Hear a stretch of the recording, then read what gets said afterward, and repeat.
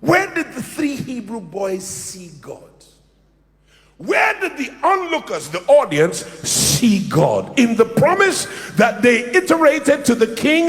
No, it was when they stepped into a fire that, because of their insolence, had been turned up 7 times hotter than it was wont to be. And whilst they were thrown in, guess what happened, my friends? The fire did not kindle on them at all. They were not consumable by its ignition. The flame did not burn even a hair on their head or any possession of theirs, including their wardrobe. But instead, a fourth man, who the king said resembles God the Son, stepped into the fire, and the only thing that was burned on them was the chains or the ropes that they had arrested them with. Friends, I don't know if you hear me, but if you want to know something about God, understand this, that God is with you.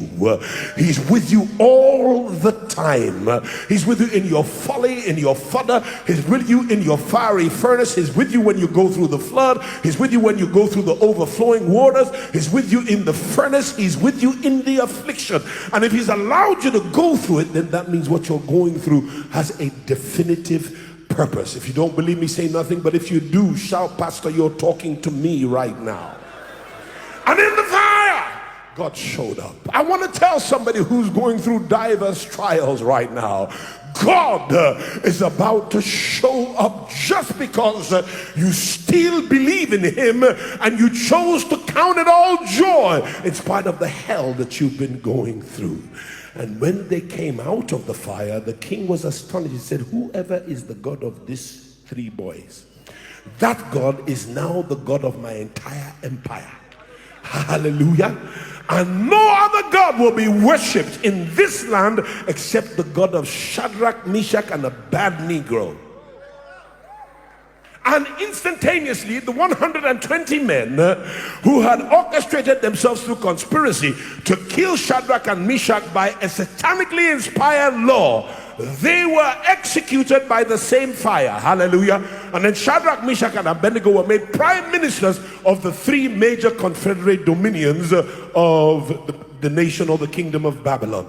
Your fire is for the sake of promotion.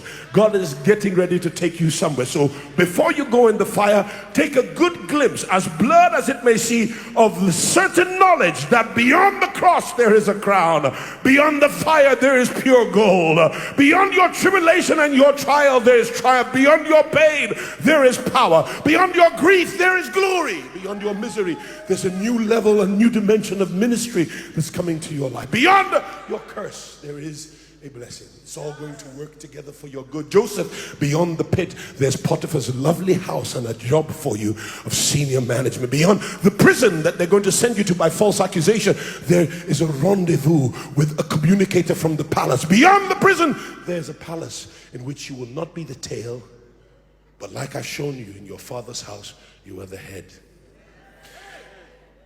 In Potiphar's house, you became the head. In the prison, you became the head. Now, through your preparation, I've made it possible that when you enter the palace, you are now ready. You will not remain the tail. You'll come in the tail, but you will rise in 28 seconds. In 28 seconds, you're going to rise to become the prince and the most senior one of the palace.